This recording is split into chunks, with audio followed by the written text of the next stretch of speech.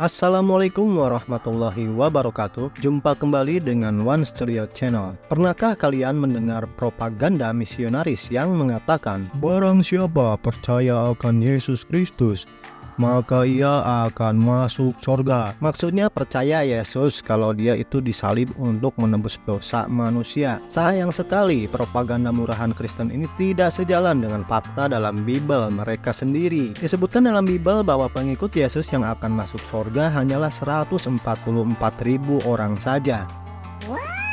Itu pun hanya dari orang Israel. Selain dari orang-orang Israel, tentu Yesus tidak tanggung jawab atau angkat tangan. Ini menurut Bible. Melihat hanya angka 144.000 yang akan masuk surga dari pengikut Yesus, tentu memberikan tanda tanya besar. Bagaimana dengan orang-orang Kristen yang jumlahnya 2 miliar lebih di dunia ini? Apakah mereka akan masuk surga seperti keyakinan mereka? Menurut Bible, tidak ada satupun pintu sorga yang akan menerima mereka. 12 pintu sorga yang dikisahkan dalam Bible hanya memperuntukkan bagi 12 suku Israel. Karena pintu-pintu itu telah bertuliskan nama-nama 12 suku Israel. Jadi bagaimana nasib pengikut-pengikut Yesus dari luar suku Israel yang tentu saja berharap masuk surga? Al-Quran mengisahkan Nabi Isa alaihissalam pernah berkata kepada kaumnya Bani Israel, "Hai Bani Israel, sesungguhnya aku adalah utusan Allah kepadamu." Seruan Nabi Isa ini menegaskan bahwa Nabi Isa alaihissalam diutus Allah subhanahu wa ta'ala hanyalah untuk orang Israel. Nabi Isa alaihissalam tidak pernah mengatakan "Hai manusia" atau "Ya ayuhan nas", yang menunjukkan Nabi Isa alaihissalam tidak diutus untuk seluruh manusia. Ternyata pernyataan Al-Quran tersebut klop sekali dengan kenyataan sejarah Nabi Isa alaihissalam atau Yesus yang hanya memiliki umat dari orang-orang Israel saja. Pengikut Yesus tak ada satupun yang berasal dari orang-orang non-Israel. Ajaibnya, bukan saja sejarah yang mendukung pernyataan Al-Quran tersebut, tetapi banyak sekali ayat-ayat dalam Bible yang juga mendukung pernyataan Al-Quran tersebut. Perhatikan ayat-ayat berikut. Jawab Yesus, "Aku diutus hanya kepada domba-domba yang hilang dari umat Israel." Matius 15:24. Bahkan Bible mengisahkan Yesus hanya mau mendoakan orang-orang Israel saja. Orang-orang di luar Israel Yesus tidak mau mendoakan. "Aku berdoa untuk mereka, bukan untuk dunia aku berdoa, tetapi untuk mereka yang telah Engkau berikan kepadaku, sebab mereka adalah milikmu." Yohanes 17:9. Yang dimaksud mereka dalam ayat tersebut adalah orang-orang Bani Israel. Dan yang dimaksud Yesus tidak berdoa untuk dunia adalah Yesus tidak mau mendoakan orang-orang non-Israel. Tentu saja Yesus hanya memimpin dan menggembalakan domba-domba yang tersesat dari karangan Bani Israel. Sebelum Yesus dilahirkan oleh Maria atau Maryam, telah ada nubuat yang menyatakan bahwa Maria akan melahirkan seorang anak yang kelak akan menyelamatkan orang-orang Israel. Ia akan melahirkan anak laki-laki dan engkau akan menamakan dia Yesus, karena dialah yang akan menyelamatkan umat-umatnya dari dosa mereka. Matius 1:21. Yang dimaksud umatnya adalah orang-orang Israel saja. Bukan orang Cina, bukan orang Amerika, ataupun orang Indonesia yang akan diselamatkan oleh Yesus. Yesus memang hanya untuk Israel saja. Al-Quran menyebutkan bahwa Israel terdiri dari 12 suku, dan mereka kami bagi menjadi 12 suku, yang masing-masingnya berjumlah besar. Dalam Bible juga disebutkan bahwa Israel terbagi menjadi 12 suku. Itulah semua suku Israel, 12 jumlahnya. Kitab Kejadian 49:28. Dalam Bible disebutkan Yesus memilih 12 murid yang diambil dari 12 suku Israel untuk membantu dakwahnya. Inilah nama-nama ke-12 rasul itu.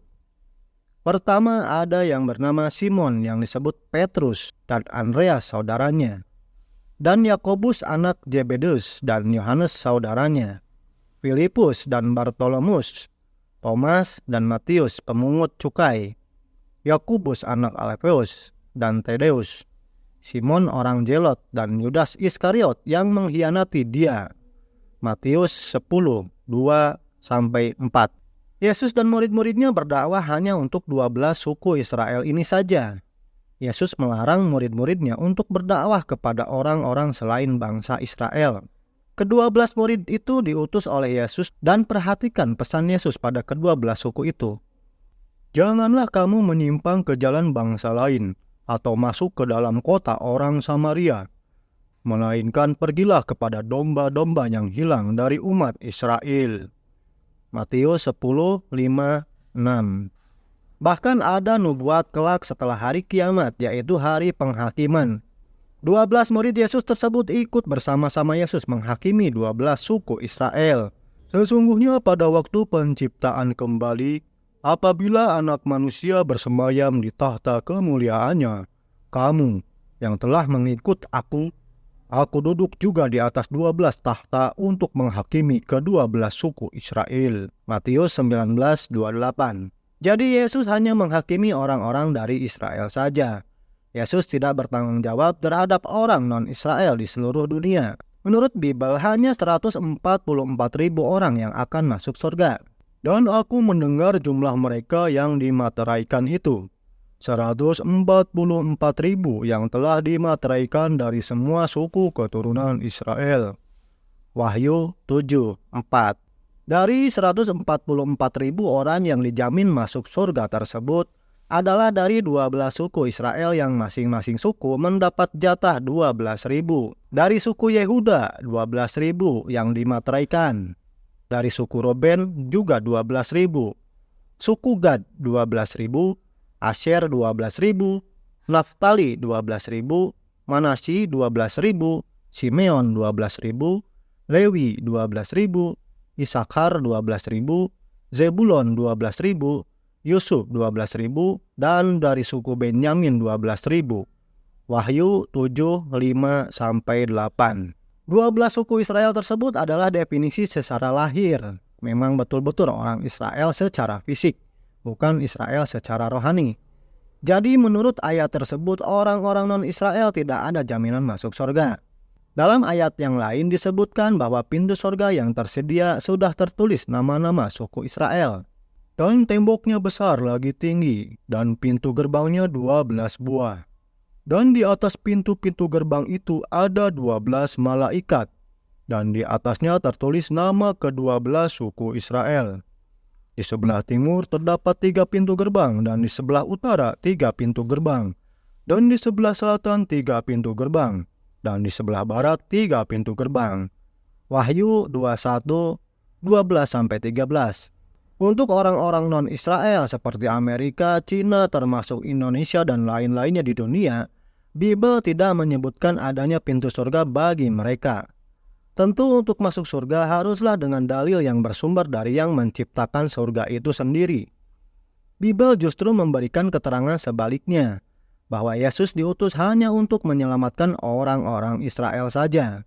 Dan dari keturunannya lah, sesuai dengan yang telah dijanjikannya, Allah telah membangkitkan juru selamat bagi orang Israel, yaitu Yesus. Kisah Para Rasul 13:23.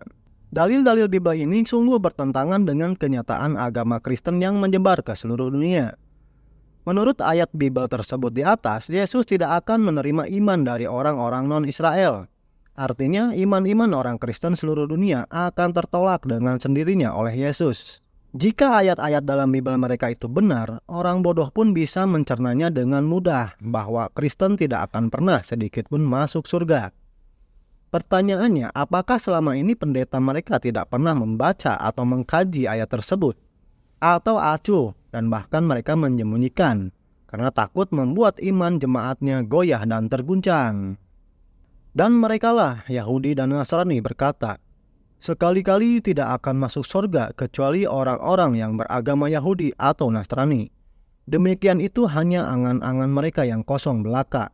Katakanlah, tunjukkanlah bukti kebenaranmu jika kamu adalah orang-orang yang benar.